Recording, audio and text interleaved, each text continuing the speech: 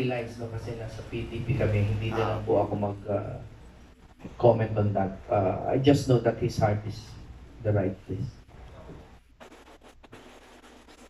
Sir, malayo na nararating natin sa automatic. No? So, babalik pa ba tayo ng manual? Kaya naman tayo umalis sa manual dahil talamak yung dayaan dati. Linawin ko lang ha, hindi tayo babalik sa manual na mano-mano ha, tsaka hindi tayo kukuha ng mga balahibo ng manok at sasawsaw sa tinta ha. Ang gagawin po natin, babalik lang natin dun sa previous na election na ginagawa natin. Kasi po, maraming nalilito, linawin ko lang and correct me if I have some missteps, no? Iba pa kasi yung electronic casting ng votes, ha? Linawin ko lang. Sa electronic counting, yung bilang ng boto. Okay tayo sa electronic casting. Okay, gusto kasing balota, manual. Susubo. O pagkasubo, bibilangin, itatali. Okay. Pero yung counting ng total, doon kami may issue kasi dapat yan meron yung paper tray para nakaka-challenge tayo. Kasi ano ba ginagawa ng poll watcher? Diba? Dino-double check niya.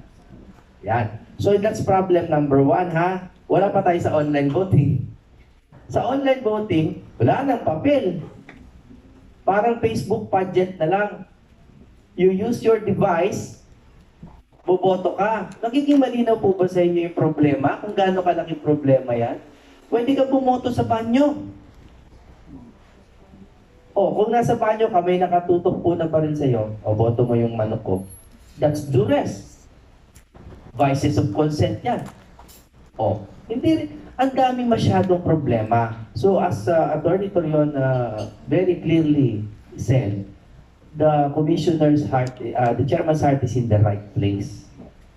But the reason why the laws are there are to make sure we don't run too fast na madadapa tayo. No? Hinay-hinay tayong konti. Intayin natin yung batas after consultative participation ng lahat ng mga affected parties. Gumawa tayo ng implementing rules and regulation, gumawa sila ng mga resolution, pababa kasi dapat. Konstitusyon, batas, tapos tsaka tayo mag-rules sa administrative level. Ang nangyari kasi pataas. Ganun lang po ang hinihingi namin. We're just asking for the rule of law, nothing else. Yung ipa-manual natin yung counting lang. Oo. Yun at the precinct level. Lahat po electronic transmission na. Para meron tayong voter verification mechanism. Malaman talaga natin kada isa kung yung resulta ba tama. Di ba? Oo, kasi kung ang machine lang ang asahan mo, yung sinabi ni Attorney Respicio, mag-come in yun, di ba? At least, meron tayong tally sheet, meron tayong certificate of votes, meron tayong mga watchers na mga may ebidensya na si Senator Lambino nakakuha ng 587 sa precinct 287. Kesa kung hindi natin gagawin ito, diretso na lang election return ibigay sa iyo. As to how the 587 came about, wala ka, hindi mo alam paano. Diba? Mas mabuti yung sa proseso, kasali tayo. Kitang-kita natin. At ma-verify natin na yun talaga ang kanyang boto. Okay? Yun ang lang. Lahat yan, pagkatapos yan, electronic na, lahat. Pati consolidation, kasi yun talaga ang nasa batas.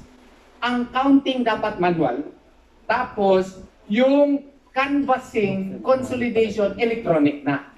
Ganun po ang nasa batas natin ngayon. So kung gusto nila baguhin muna nila yung batas. Noon, electronic yung counting. In-amend nga sa Republic Act 8436.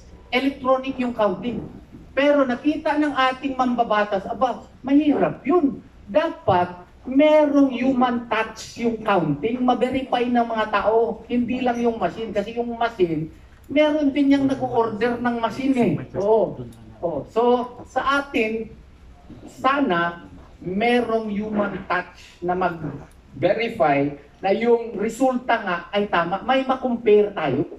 Tama ba? Di ba mas maganda yon? Sigurado tayo, we can, be assured that the votes that we really casted, the totals of which are really true as reflected in the ER.